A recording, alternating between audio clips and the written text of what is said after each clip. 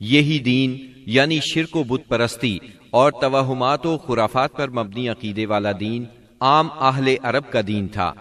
اس کے علاوہ جزیرۃ العرب کے مختلف اطراف میں یہودیت، مسیحیت، مجوسیت اور سابعیت نے بھی قدم جما لیے تھے۔ جزیرۃ العرب میں یہود کا دور اس وقت سے شروع ہوتا ہے جب فلسطین میں بابل اور آشور کی حکومت کی فتوحات کی وجہ سے یہودیوں کو اپنا وطن چھوڑنا پڑا۔ اس حکومت کی سخت گیری اور بخت نصر کے ہاتھوں یہودی بستیوں کی تباہی اور ویرانی، ان کے ہیکل کی بربادی اور ان کی اکثریت کی ملک بابل سے جلا وطنی کا نتیجہ یہ ہوا کہ یہود کی ایک جماعت فلسطین چھوڑ کر حجاز کے شمالی اطراف میں آ بسی اور یثرب، خیبر اور تیماء میں آباد ہو کر یہاں اپنی باقاعدہ بستیاں بسا لی، قلعے تعمیر کر لیے اور گڑھیاں بنا لی۔ وطن چھوڑ کر آنے والے ان یہود کے ذریعے عرب باشندوں میں کسی قدر یہودی مذہب کا بھی رواج ہوا اور اسلام کے ظہور سے پہلے اس کو بھی ایک اچھی بھلی حیثیت حاصل ہو گئی۔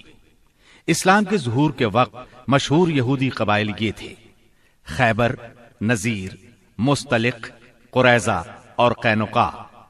جہاں تک عیسائی مذہب کا تعلق ہے، بلاد عرب میں اس کی آمد حبشی اور رومی قبضہ گیروں اور فاتحین کے ذریعے ہوئی۔ یمن پر حبشیوں کا قبضہ پہلی بار 340 عیسوی میں ہوا اور 378 عیسوی تک برقرار رہا۔ اس دوران یمن میں مسیحی مشن کام کرتا رہا۔ قریباً اسی زمانے میں ایک متقی اور پرہیزگار شخص فیمیون نجران پہنچا اور وہاں کے باشندوں میں عیسائی مذہب کی تبلیغ کی۔ نجران کے لوگوں کو اس کے دین میں کچھ ایسی سچی علامات نظر آئیں کہ وہ عیسائی ہو گئے۔ جہاں تک مجوسی مذہب کا تعلق ہے تو اسے زیادہ تر اہل فارس کے ہمسایہ عربوں میں فروغ حاصل ہوا، مثلا عراق، عرب، بحرین، ہجر اور خلیج عربی کے ساحلی علاقے۔ ان کے علاوہ یمن پر فارسی قبضے کے دوران میں وہاں بھی اکا دکا افراد نے مجوسیت قبول کی۔